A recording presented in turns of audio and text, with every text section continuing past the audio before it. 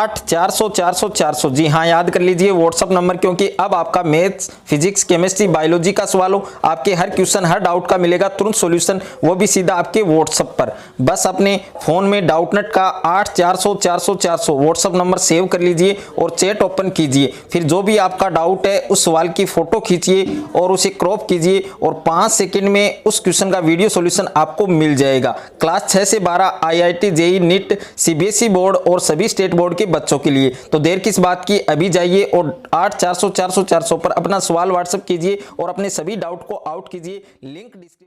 नमस्कार बच्चों, स्वागत है आप सभी का आपके अपने YouTube चैनल में। अगर आप कक्षा 10th के छात्र हैं तो इस वीडियो को आपको कंप्लीट देखना है। और आज के इस वीडियो में हम कक्षा 10 विज्ञान का चैप्टर नंबर 9 है हमारे आनुवंशिकता एवं जैव विकास। तो इसका जो पार्ट नंबर 1 है वो हमने अच्छे से डिस्कस कर लिया है, अच्छे से हमने पढ़ लिया है। और आज के इस वीडियो में हम चैप्टर 9 का जो पार्ट नंबर 2 है वो कंप्लीट करने वाले हैं, इस वीडियो में पढ़ने वाले हैं। तो आपको पूरा वीडियो देखना है। और इसके टोटल आपके 2 ही पार्ट बने हैं, यानी एक तो जो फर्स्ट पार्ट है वो ऑलरेडी आपका हो चुका है, वो भी आप देख सकते हैं और उस वीडियो का लिंक आपको डिस्क्रिप्शन में मिल जाएगा। और आज के इस वीडियो में हम इसका पार्ट नंबर 2 पढ़ने वाले हैं। तो जिसमें पहला टॉपिक है आपके मनुष्य में लिंग निर्धारण, यानी मनुष्य में लिंग निर्धारण है वो किस प्रकार होता है। तो साथ साथ में अपनी जो नोटबुक में भी आप लिख सकते हैं या इन नोट्स को आप परचेज भी कर सकते हैं। तो मनुष्य में लिंग निर्धारण, तो मनुष्य में लिंग निर्धारण है वो किस प्रकार होता है। तो मनुष्य में लिंग निर्धारण है वो लिंग गुणसूत्रों द्वारा होता है। मनुष्य में लिंग निर्धारण है वो किसके द्वारा होता है, जो लिंग गुणसूत्र होते हैं उनके द्वारा होता है। और मनुष्य में 23 जोड़ी गुणसूत्र होते हैं। मनुष्य में कुल 23 जोड़ी गुणसूत्र होते हैं, जिनमें से 22 जोड़ी गुणसूत्र है वो ऑटोसोम्स कहलाते हैं, जबकि 23वां जोड़ा लिंग गुणसूत्र कहलाता है। कि मनुष्य में लिंग निर्धारण है वो लिंग गुणसूत्रों के द्वारा होता है। और मनुष्य में 23 जोड़ी गुणसूत्र है वो पाए जाते हैं, उपस्थित होते हैं, जिनमें से 22 जोड़ी गुणसूत्र है वो क्या कहलाते हैं, ऑटोसोम्स कहलाते हैं। जबकि 23वां जो जोड़ा होता है वो क्या कहलाता है, लिंग गुणसूत्र कहलाता है। और पुरुषों में 23वें जोड़े के गुणसूत्रों में एक गुणसूत्र X तथा दूसरा गुणसूत्र क्या होता है, Y। स्त्रियों में 23वें जोड़े के दोनों गुणसूत्र क्या होते हैं, XX होते हैं। X गुणसूत्र मादा संतान के लक्षण धारण करते हैं, जबकि Y गुणसूत्र है वो नर संतान के लक्षण धारण करते हैं। और अन्य सभी ऑटोसोम्स दैहिक लक्षणों को क्या करते हैं, धारण करते हैं। तो ये जितना मैंने आपको बताया है ये आपको लिखना है। अगर आपके एग्जाम में क्वेश्चन आता है कि मनुष्य में लिंग निर्धारण प्रक्रिया है वो किस प्रकार से होती है, तो वो आपको जो पॉइंट मैंने आपको, जो लैंग्वेज, जो भाषा मैंने आपको बताई है वो कंप्लीट आपको लिखनी है। कि मनुष्य में लिंग निर्धारण है वो लिंग गुणसूत्रों के द्वारा होता है। और मनुष्य में 23 जोड़ी गुणसूत्र होते हैं, जिनमें से 22 जोड़ी गुणसूत्र क्या कहलाते हैं, ऑटोसोम्स कहलाते हैं। जबकि 23वां जो जोड़ा होता है वो क्या कहलाता है, लिंग गुणसूत्र कहलाता है। और पुरुषों में 23वें जोड़े के गुणसूत्रों में एक गुणसूत्र है वो X होता है और दूसरा जो गुणसूत्र होता है वो क्या होता है, Y। स्त्रियों में 23वें जोड़े के दोनों गुणसूत्र क्या होते हैं, XX। X गुणसूत्र मादा संतान के लक्षण धारण करते हैं, जबकि Y गुणसूत्र है वो नर संतान के लक्षण धारण करते हैं। और अन्य सभी ऑटोसोम्स दैहिक लक्षणों को क्या करते हैं, धारण। उसके बाद में यहाँ पर नोट लिखा हुआ है, तो नोट में आपके हमेशा इंपॉर्टेंट चीज होती है, तो इसको आपको जरूर अच्छे से याद करना है कि युग्मक बनते समय पुरुष के आधे शुक्राणुओं में X गुणसूत्र और आधे शुक्राणुओं में क्या होता है, Y गुणसूत्र। मादा में केवल एक ही युग्मक अंडाणु का निर्माण होता है। मादा में केवल एक ही युग्मक का निर्माण होता है, जिसको क्या कहते हैं, अंडाणु। और जिसमें X गुणसूत्र है वो स्थित होता है। अंडाणु है उसमें कौन सा गुणसूत्र स्थित होता है, X गुणसूत्र। जब पुरुष का X गुणसूत्र वाला शुक्राणु अंडाणु से निषेचन करता है तो पैदा होने वाली जो संतान है वो लड़की होती है। यह आपको ध्यान देना है कि जिसमें X गुणसूत्र स्थित होता है, जब पुरुष का X गुणसूत्र वाला शुक्राणु अंडाणु से निषेचन करता है तो पैदा होने वाली जो संतान है वो क्या होती है, लड़की होती है। यदि पुरुष का Y गुणसूत्र वाला शुक्राणु अंडाणु से निषेचन करता है तो उत्पन्न होने वाली जो संतान होगी वो क्या होगी, लड़का। ये बात आपको जरूर ध्यान देनी है। ओके, उसके बाद में आपके नेक्स्ट टॉपिक है उपार्जित लक्षण। ये काफ़ी बार आपके एग्जाम में पूछा जा चुका है कि उपार्जित लक्षण किसे कहते हैं और उपार्जित लक्षणों के गुण लिखिए। तो यहाँ से आपके क्वेश्चन बनने के बहुत ही ज़्यादा चांस है। तो सबसे पहले हम उपार्जित लक्षण के बारे में पढ़ने वाले हैं कि उपार्जित लक्षण किसे कहते हैं। तो वे लक्षण जिसे कोई जीव अपने जीवन काल में अर्जित करता है उसे हम क्या कहते हैं, उपार्जित लक्षण कहते हैं। कि जब वे लक्षण जिसे कोई जीव अपने जीवन काल में अर्जित करता है, प्राप्त करता है, तो उसे हम उपार्जित लक्षण कहते हैं। अब इसके उदाहरण क्या हैं, अल्प पोषित भ्रंग के भार में कमी, अल्प पोषित भ्रंग के भार में कमी, ये इसका एग्जाम्पल है। उसके बाद में नेक्स्ट है आपके उपार्जित लक्षणों के गुण। तो उपार्जित लक्षण है जो उनके क्या क्या गुण होने चाहिए, तो इसमें 2 गुण मैंने बता रखे हैं। दोनों गुण आपको अच्छे से याद करने हैं कि ये लक्षण जीवों द्वारा अपने जीवन काल में प्राप्त किए जाते हैं। ये लक्षण जीवों द्वारा अपने जीवन काल में क्या किए जाते हैं, प्राप्त किए जाते हैं। और दूसरा लक्षण क्या है कि ये लक्षण जैव विकास में सहायक नहीं है, ये लक्षण जैव विकास में सहायक नहीं है। उसके बाद में नेक्स्ट है आपके आनुवंशिक लक्षण। यानी आनुवंशिक लक्षण क्या होता है, तो वे लक्षण जिसे कोई जीव अपने जनक से प्राप्त करता है, वे लक्षण जिसे कोई जीव अपने जनक से प्राप्त करता है उसे हम क्या कहते हैं, आनुवंशिक लक्षण कहते हैं। इसके उदाहरण क्या है, मानव के आंखों व बालों के रंग। मानव के आंखों व बालों के रंग कौन से लक्षण है, आनुवंशिक लक्षण है, क्योंकि ये लक्षण कोई जीव या अपने जनक से प्राप्त करते हैं। उसके बाद में है आनुवंशिक लक्षणों के गुण। तो इसमें पहला गुण क्या है आपके कि ये लक्षण जीवों में वंशानुगत होते हैं। जो आनुवंशिक लक्षण होते हैं वो जीवों में वंशानुगत होते हैं। और दूसरा लक्षण क्या है कि ये लक्षण जैव विकास में सहायक हैं। ये लक्षण किस में सहायक हैं, जैव विकास में सहायक होते हैं। उसके बाद में है आपके जाति उद्भव। ये भी इंपॉर्टेंट टॉपिक है आपके जाति उद्भव।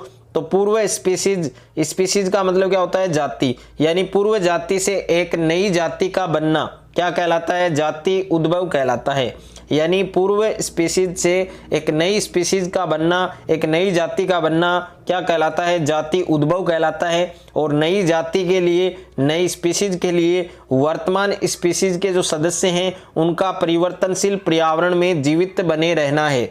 और इन सदस्यों को नए पर्यावरण में जीवित रहने के लिए कुछ बाह्य लक्षणों में परिवर्तन करना पड़ता है। तो ये आपके जाति उद्भव है।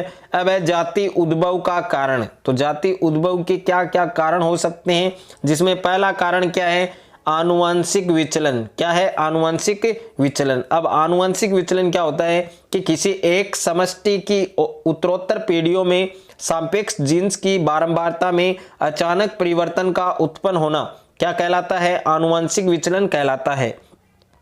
यानी किसी एक समष्टि की उत्तरोत्तर पीढ़ियों में सापेक्ष जीन्स की बारंबारता में अचानक परिवर्तन का उत्पन्न होना क्या कहलाता है, आनुवंशिक विचलन कहलाता है। उसके बाद में है आपके भौगोलिक पृथक्करण।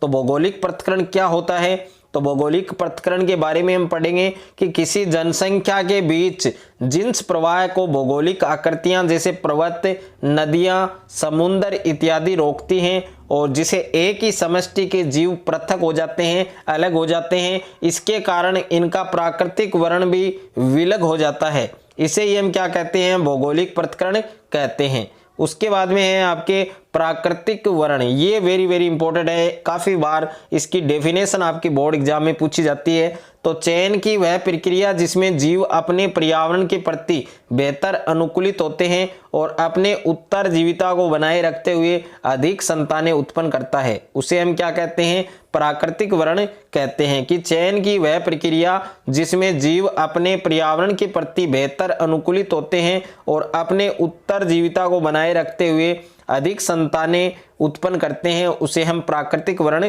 कहते हैं। अब है आनुवंशिक विचलन का कारण। तो आनुवंशिक विचलन का क्या क्या कारण हो सकता है, यहाँ पर 2 कारण दे रखे हैं, जिसमें पहला कारण है डीएनए में परिवर्तन, डीएनए में बदलाव या डीएनए में परिवर्तन। और दूसरा कारण क्या है कि गुणसूत्रों में परिवर्तन। तो इसके 2 कारण आपको याद रखने हैं, डीएनए में परिवर्तन और गुणसूत्रों में परिवर्तन। उसके बाद में है आपके विकास और वर्गीकरण। तो विकास और वर्गीकरण क्या होता है, तो जीवधारी के भ्रूणीय परिवर्तन के समय उसके विकास क्रम की पुनरावृत्ति होती है, अतः इसे पुनरावृत्ति का सिद्धांत कहते हैं।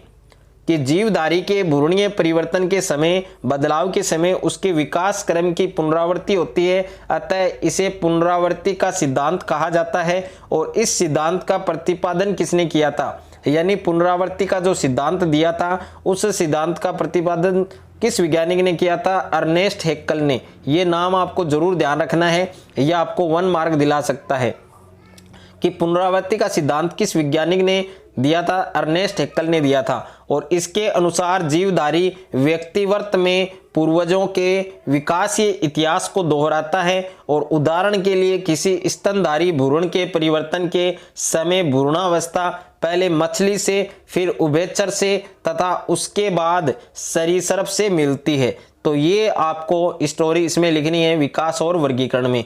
उसके बाद में है आपके मोस्ट इंपोर्टेंट टॉपिक है समजात अंग और समवर्ती अंग। ये आपके हर साल बोर्ड परीक्षा में पूछा जाता है। इस चैप्टर से क्वेश्चन आएगा तो 100% यही क्वेश्चन आएगा, क्योंकि हर बार पीछे के जो प्रीवियस ईयर जो क्वेश्चंस पेपर देखें तो उसमें हर साल आने वाला टॉप क्वेश्चन यही है कि समजात अंग और समरूप अंग। तो समजात और समरूप अंग है, ये आपके बार बार बोर्ड परीक्षा में रिपीट होने वाला क्वेश्चन है, जो इस बार भी आपके बोर्ड परीक्षा में आएगा। तो समजात अंग क्या होता है, इसकी क्या परिभाषा होती है, इसके क्या उदाहरण होते हैं। तो समजात अंग है कि ऐसे अंग जो उत्पत्ति एवं मूल रचना में समान होते हैं, जिनके कार्य क्या होते हैं, भिन्न भिन्न होते हैं। समजात का मतलब क्या है कि ऐसे अंग जो उत्पत्ति और मूल रचना में तो क्या होते हैं, सेम होते हैं, समान होते हैं, लेकिन उनके कार्य हैं वो क्या होते हैं, भिन्न भिन्न, जैसे समजात अंग कहलाते हैं। अब इसके उदाहरण की अगर हम बात करें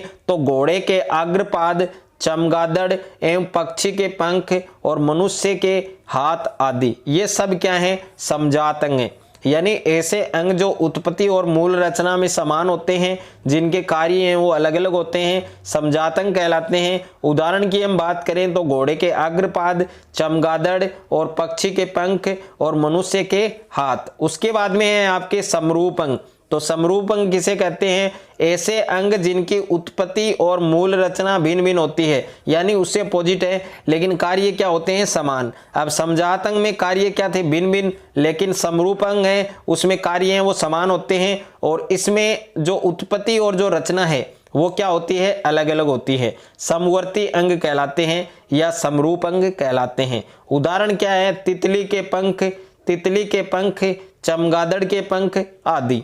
अब है जीवाश्म, ये भी आपके मोस्ट इंपोर्टेंट है। जीवाश्म की जो परिभाषा वो याद करनी है आपको। प्राचीन काल के जीवों के अवशेष जो प्राचीन काल में पृथ्वी पर पाए जाते थे किंतु अब जीवित नहीं है, क्या कहलाते हैं, जीवाश्म कहलाते हैं। यानी प्राचीन काल के जीवों के अवशेष जो प्राचीन काल में पृथ्वी पर पाए जाते थे किंतु अब जीवित नहीं है, क्या कहलाते हैं, जीवाश्म। उसके बाद में नेक्स्ट है आपके कि ये अवशेष प्राचीन समय में मृत जीवों के संपूर्ण, अपूर्ण अंग या अन्य भाग के अवशेष या उन अंगों के ठोस मिट्टी, सेल तथा चट्टानों पर बने चिन्ह होते हैं। फैसिल डेंटिंग एक विधि है और इस विधि से जीवाश्म में पाए जाने वाले किसी एक तत्व के विभिन्न समस्थानिकों के अनुपात के आधार पर जीवाश्म का समय निर्धारण किया जा सकता है। तो जीवाश्म का समय निर्धारण कौन सी विधि से करते हैं, फैसिल डेंटिंग विधि से। ओके, यह आपको नाम ध्यान रखना है। उसके बाद में है आपके विकास के चरण। तो विकास के चरण कौन कौन से हैं, विकास है वो क्रमिक रूप से अनेक पीढ़ियों में हुआ है, जिसमें पहला है आपके आंख का विकास। तो आंख का विकास किस प्रकार हुआ, जटिल अंगों का विकास डीएनए में मात्र एक परिवर्तन द्वारा संभव नहीं है, ये क्रमिक रूप से अनेक पीढ़ियों में होता है, जिसमें पहला है आपके प्लेनेरिया में अति सरल आंख होती है, और दूसरा है कीटों में जटिल आंख होती है, तीसरा है मानव में द्विनेत्री आंख होती है। ओके, उसके बाद में है आपके पंखों का विकास। तो पंखों का विकास किस प्रकार हुआ, पंख पर तो ठंडे मौसम में ऊष्मारोधन के लिए विकसित हुए, कालांतर में उड़ने के लिए उपयोगी हो गए। ओके, उसके बाद में नेक्स्ट है आपके मानव विकास। तो मानव विकास क्या होता है? मानव विकास के अध्ययन में मुख्य साधन उत्खनन, समय निर्धारण, डीएनए अनुक्रम का निर्धारण और जीवाश्म अध्ययन और मानव प्राचीनतम सदस्य अफ्रीका मूल में खोजा गया। तो मानव प्राचीनतम जो सदस्य था वो कहां पर खोजा गया था? अफ्रीका मूल में खोजा गया था। अगर ये वीडियो आपको अच्छा लगे तो वीडियो को ज्यादा से ज्यादा लाइक करें, दोस्तों के साथ शेयर करें और चैनल पर आप नए हैं तो चैनल को सब्सक्राइब करें।